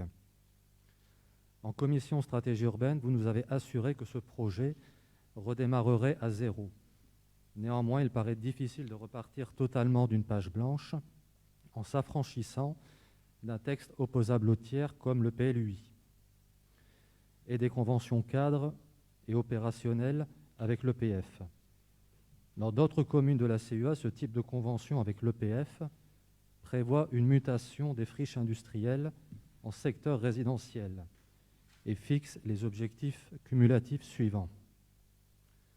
Mise en œuvre d'un projet d'habitat sur la moitié du site, comprendre au moins 30% de logements locatifs sociaux ou 50% de logements sociaux. Respecter un seuil de densité minimale, le PLUI prévoit 30 logements à l'hectare. En contrepartie, l'EPF s'engage à consentir un prix d'allègement du prix de cession du foncier à la CEA. Donc ça peut aller jusqu'à plusieurs centaines de milliers d'euros. Au cas où le projet qui sera construit avec les habitants ne répondrait pas à ces objectifs, la CEA est-elle prête à renoncer à l'allègement du coût du portage foncier? Il y a différents commerces, le magasin de pneus, le hangar des potes, ils viennent de s'installer rue du 19 mars 62 et ont été intégrés au zonage EPF. Les bâtiments sont-ils voués à la destruction? Merci. Donc, je vais laisser la parole à Patrick Lemaire, hein, qui est responsable à l'urbanisme de notre collectivité, qui va te répondre. Merci Ludovic pour tes questions.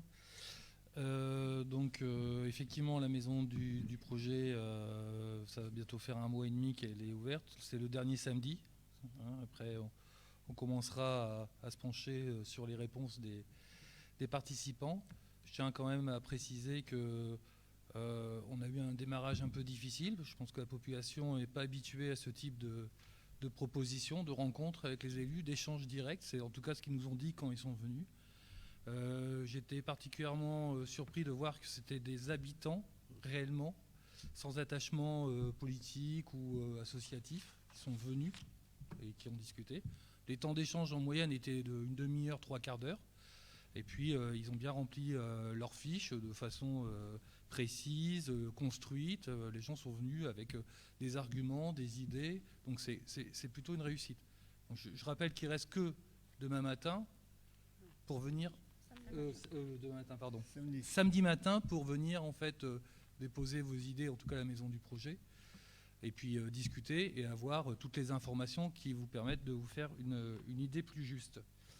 Sur le fait que les élus minoritaires n'aient pas tenu de permanence, c'était un choix. Le projet du parc de la Tourelle, sa réhabilitation, c'est porté actuellement par la majorité. Donc c'est aux élus de la majorité de tenir les permanences. Voilà. Il n'empêche que c'est une maison ouverte. Si des élus de la minorité voulaient passer régulièrement, échanger avec les habitants, etc., qui sont d'ailleurs eux-mêmes des élus qui sont eux-mêmes habitants, libre à eux de le faire. Il me semble que depuis que c'est ouvert, je n'ai pas vu tous les élus venir en fait à la maison du projet. Concernant la commission de stratégie urbaine que vous citez, donc qui a bien eu lieu le 5 juin, vous le savez, la direction de l'urbanisme de la CEA est venue présenter le projet, puisque c'est la CEA qui porte le projet, effectivement, de par sa compétence économique et urbanistique. Et donc c'était à elle de répondre aux questions. Les questions qui suivent, vous les avez posées. Vous avez une réponse en fait de la CEA, donc on ne va pas revenir dessus. Je dirais même que presque vous avez apporté la réponse à vos questions, puisque vous dites qu'en cas où le projet ne serait pas construit par les habitants, ne répondrait pas à ces objectifs, la CEA est-elle prête à renoncer à l'allègement des coûts du portage foncier? Voilà.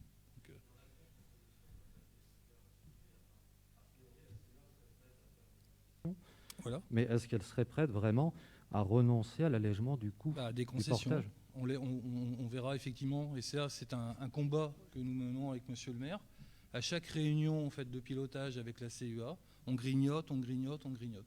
Voilà. Et on ira au maximum, sachant que les objectifs de la majorité sur l'aménagement du parc de la Tourelle, c'est de l'activité économique, des équipements, ou des équipements en fait, publics, et de l'habitat à haute qualité environnementale.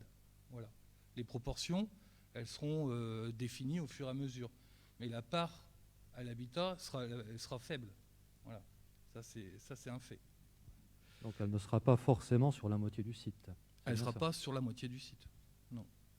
Et puis de toute façon, c'est une zone effectivement qui a été classée AUA, donc qui va être aménagée pour partie, parce qu'il y a une partie quand même du périmètre EPF qui est classée en UC. Tout n'est pas classé, en fait, n'a pas le même zonage. Et puis, si vous lisez bien, en fait, les recommandations, enfin, en tout cas, le règlement, dans tous les travaux dans cette zone-là, en fait, ont un rapport de compatibilité avec les orientations du puits, oui. Pas de conformité. Voilà. Donc, on a le droit de s'en écarter. Sur les différents commerces, justement, qui, eux, sont classés en zone UC, comme vous le savez, la négociation d'acquisition foncière n'a pas été effectuée sur la base d'une déclaration d'utilité publique, donc il n'y a pas d'expropriation. C'est une acquisition, une négociation ou alors une acquisition par préemption lorsque le propriétaire vend. Donc pour l'instant, on en est toujours à ce stade. Les commerces qui fonctionnent et qui sont regroupés dans une entité, une surface qui ne nous pose pas de problème d'aménagement, ne sont pas menacés par la réflexion sur la réhabilitation. Demain, si un propriétaire d'un des bâtiments venait à vendre, effectivement, il y aurait sûrement le droit de préemption qui serait utilisé. Voilà. Donc, si un propriétaire souhaitait vendre, le commerce doit déménager. Ah bah, si le propriétaire vend, de toute façon, il aura déjà réglé son problème avec son locataire, j'imagine. Et le locataire donc percevra des frais d'éviction. Ah bah, ça, je pense que je ne suis pas spécialiste des baux commerciaux, mais nous, s'il y a une vente, ça passera au niveau de la municipalité. Et voilà, il y a une DIA qui est déposée et on agira dessus. Comme on l'a fait d'ailleurs pour les bâtiments, 2/3 des bâtiments Jaspar qui ont été rachetés. Voilà. Et il y a une partie également, comme vous le savez, qui est en cours de négociation. Il y avait des propriétaires qui n'étaient pas vendeurs qui aujourd'hui manifestent une intention de vendre. Donc il y a des négociations qui ont reprise également. Voilà ce que je pouvais vous dire. Alors, sur ce point de l'aménagement de la zone de la Tourelle, là, je comprends bien vos préoccupations, vos attentes ou vos questionnements. Ce que je peux vous certifier à tous et à toutes, c'est que notre volonté à nous, c'est de construire le projet avec tout le monde.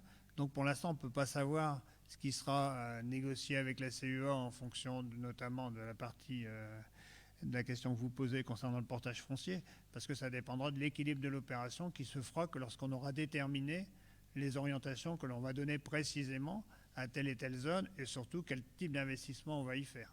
Donc tant que tout cela n'est pas établi, on ne peut pas envisager la façon dont ça se fera. En tout cas, la volonté, elle a été clairement affichée depuis notre prise de la responsabilité de la ville et bien avant. Donc les orientations, elles sont claires et nettes.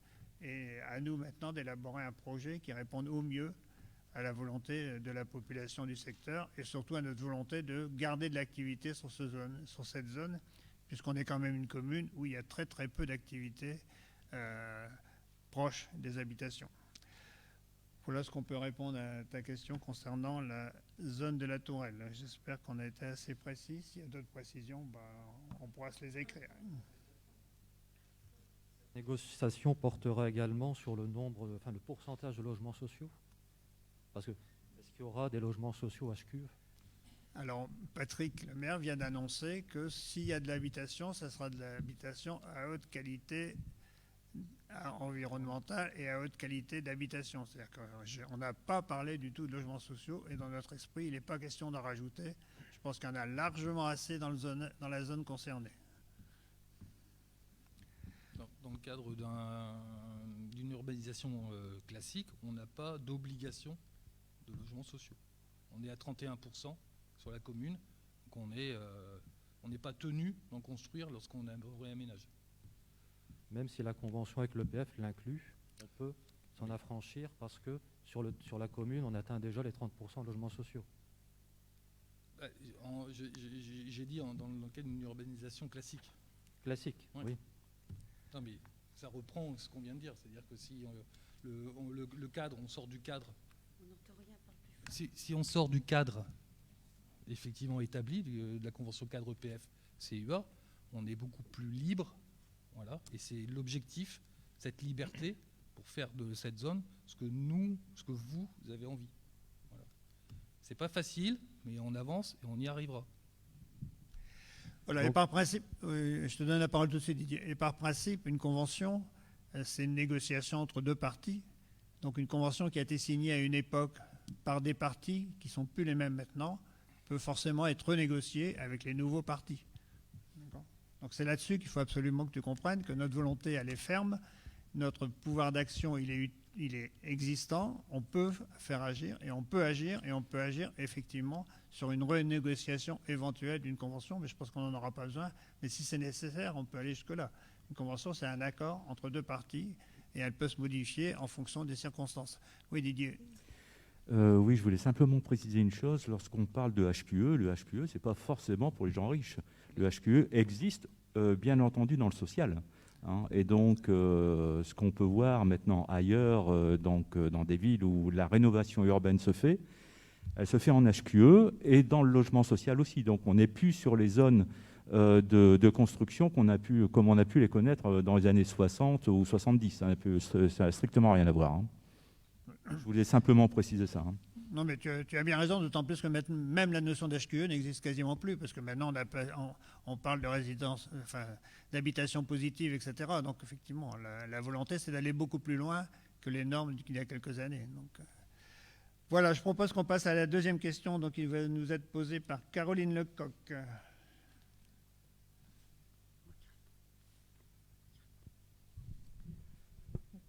Un nouveau bulletin municipal. Vous m'entendez? Oui. Un nouveau bulletin municipal a été distribué dans chaque boîte aux lettres, donc la Chicour Info. La tribune libre ouverte aux groupes minoritaires dans la Chicourienne n'existe plus dans ce nouveau format. Les élus minoritaires ayant recueilli plus de 50% des suffrages exprimés lors des dernières élections municipales, cette tribune libre sera-t-elle réintégrée dans le prochain numéro? Voilà, donc pour répondre à ta question, je vais donner la parole à Sylviane Dalpos, qui est adjointe à la communication. Alors je comprends bien votre question et elle a été abordée dans les commissions qui ont créé les 2 documents qui ont été distribués aux habitants. La réponse a été claire, hein, c'est que lors de ces réunions, on a expliqué aux élus présents que ce n'était qu'un bulletin d'information, puisque on a comme volonté, on l'a annoncé dès notre prise de fonction, de créer un nouveau bulletin municipal. Mais pour ça, il fallait qu'on puisse réunir les habitants, puisque la commission communication avait comme objectif aussi de recueillir l'avis des habitants sur ce qu'ils avaient envie de trouver dans le bulletin municipal. Alors, on n'a pas pu le faire jusque maintenant. Et pour répondre aussi à ce qui nous est souvent reproché de ne pas avoir mis en place ces commissions, ce n'est pas de notre choix, hein, puisque l'État ne nous permettait pas de réunir des habitants, même si des commissions ont eu lieu, puisque les commissions ont eu lieu entre élus, puisque plusieurs se sont réunis. Mais alors, j'ai aussi entendu dire que si on pouvait réunir les commissions avec les habitants, puisqu'il y a eu la commission communale des impôts directs qui s'est réunie, sauf que c'est une commission officielle avec des gens qui ont été désignés, et que celle-ci, voilà, bon, c'est peut-être incohérent, mais ce que l'État nous a dit. Alors, pour revenir à votre question, le bulletin municipal, on espère pouvoir, le nouveau bulletin municipal, on verra comment on va l'appeler, journal municipal, on espère qu'il pourra être diffusé auprès de la population en septembre. On va réunir une commission avec les habitants. L'invitation, si elle n'est pas partie, elle est prête à partir, ce sera le 1er juillet, où on va réunir les élus de la commission, les habitants qui se sont inscrits l'an dernier, bien sûr, ça fait déjà ça fait 10 mois, et puis les représentants d'associations qui ont un lien avec cette commission. Donc, dès que cette commission sera réunie avec les idées des habitants, ce qu'ils ont envie de trouver dans ce journal, on laissera bien sûr une part aux élus minoritaires, enfin aux élus de la minorité, pour qu'ils puissent s'exprimer. Pour nous, loin de notre idée de vouloir vous empêcher de vous exprimer. Mais bon, je pense que dans la commission, où il n'y avait que des élus, il y a des élus minoritaires, et je m'en étais expliqué. Voilà. Bien, sur ces bonnes paroles sur l'expression commune des élus, de tous les élus de la ville, Didier, vas-y, pardon, excuse-moi.